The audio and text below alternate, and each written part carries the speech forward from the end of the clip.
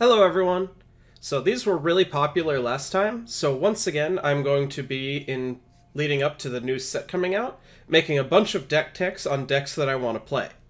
So, thanks to the wonderful generosity of Wizards of the Coast, I will be playing in their early access event with a fully stocked account, and I really can't wait to get into it and play with all the new cards. So, thanks again to them.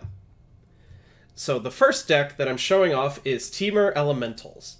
Anytime you decide that you're going to put together a deck around a theme, especially tribal decks, you need to ask yourself, why am I playing this? Why do this instead of just play all the best cards in Temur colors? And so you need two important things. You need enablers, cards that make the theme work, and you need payoff, the powerful things that make you have a good reason to play the theme. And interestingly, we managed to get both of those in the same set, and that's what has me really excited. So first, for enablers, we have our new Planeswalker at 3 mana, Chandra, Acolyte of Flame. This card is slightly awkward because it almost looks like it's made for a different type of deck. The first and third abilities make it seem like it wants a big red Planeswalker control strategy, but it's the middle ability that we're interested in here. Create two 1/1 red elemental creature tokens, they gain haste, sacrifice them at the beginning of the next end step. This is sort of like a very miniature version of what the old 6 mana Chandra Flamecaller, did. And that might be problematic in that these are much smaller and they don't do anything, except then we also have the payoff, giving us a good reason to play elementals. Creeping Trailblazer is what we call a lord. It makes other elementals bigger, and it also has an activated ability that gives us a sync for it and rewards us for having lots of elementals. Just playing Creeping Trailblazer into Chandra, Acolyte of Flame is very powerful, because now Chandra is making 2/1s. These can pressure planeswalkers, they can attack into blockers because we don't really care if they die, since they were going to die anyway, and generally just advance our board and pressure the opponent. And now, the card that works even better with the new Chandra, and the main payoff that makes me interested in playing this, is Risen Reef.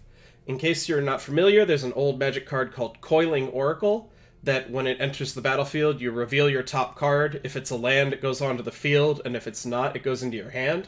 Risen Reef basically makes every single elemental we play into a Coiling Oracle, and it's really difficult to overstate how powerful that is. Something like playing a Risen Reef, which automatically replaces itself. Either the land goes onto the field or into your hand, so even if it dies, you're not down a card. And then playing a Chandra and using her 0, we get the two 1/1s and we get two Coiling Oracle triggers.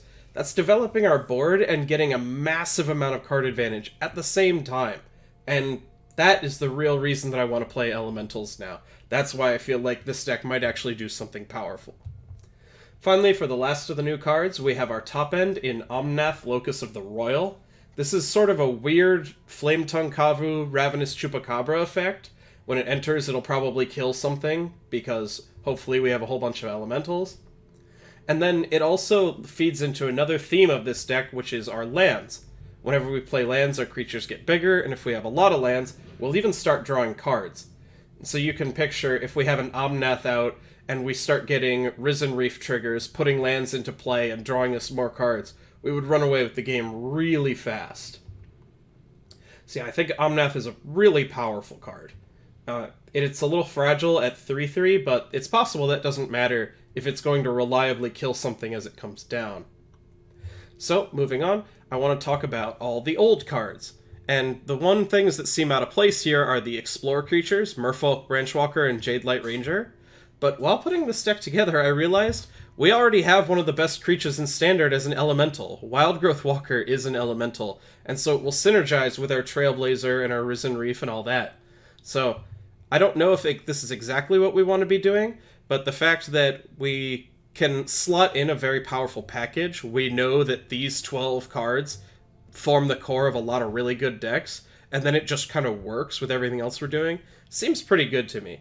And as I said earlier, our deck has a lot of uses for extra mana and wanting to use extra lands, so I think the Explore creatures will be quite powerful that way too. Related to that, kind of a filler card here is we have a couple copies of Living Twister. this card should be pretty useful for giving us a use for all of our extra lands.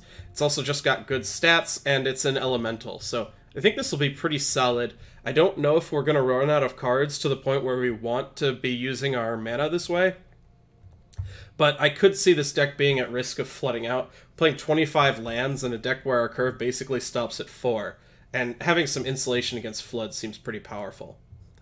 And then finally, for our non-land cards, I'm playing some amount of instants and sorceries so that Chandra isn't just an elemental bot, and because the deck could use a little backup. Lightning Strike is reach and also removal, can combo with potentially things like Living Twister or Omnath to take down bigger creatures. And finally, Applied Biomancy. I don't know if this card is good, but it is very interesting. Again, it's something we can do with Chandra. It's very flexible. It'll almost never be dead. And I really like the fact that this deck's biggest weakness is probably really big opposing creatures, like things with 5 or 6 toughness.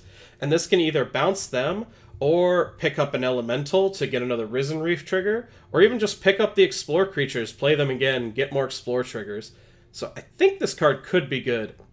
I should note that there are other options I would like to play, but Chandra Acolyte of Flame can only get back cards with converted mana cost 3 or less, and that's very specifically stops the split cards that we have, like Collision Colossus and things like that. So our options are pretty limited. I could see it being something other than this, but it's not like you have all the options in the world. Final thing that I want to touch on is the mana. The mana's fine. Like, casting this is a little hard, but we've got a lot of red sources, so we'll probably be okay. Same with Chandra. I'm not playing, what's the card? Unclaimed Territory, because the hardest cards in our deck to cast are Chandra and Jade Light Ranger, and Unclaimed Territory doesn't even help with that. So I think overall, especially in a deck that wants to play Applied Biomancy and heavy red cards, I think Unclaimed Territory would make our mana worse, and so it isn't really worth it. So yeah, I'm really excited to try this in the preview event. I hope that Riven Reef lives up to what I'm expecting it to do. It looks like the card could be super powerful, and it would be really fun to have a sort of value creature that can run away with the game that way. Oh, one last thing is that a reason I think this type of strategy could be good is because Risen Reef matches up very well against both Teferi, because bouncing it is not good, and it matches up well against Narset, because it's card advantage without actually drawing cards. And when you match up very well against both of the 3 mana walkers that are kind of dominating the format, that's a really good place to start. Alright, that's it for this first deck. I'll be back here every day for the next few days with a bunch more decks that I'm excited to try out. I hope to see you all at my stream next Tuesday for that early access event. There's a link to my stream in the description down below, and if you tune in, I'm sure we'll have a whole lot of fun. That's it for today. Thanks for watching.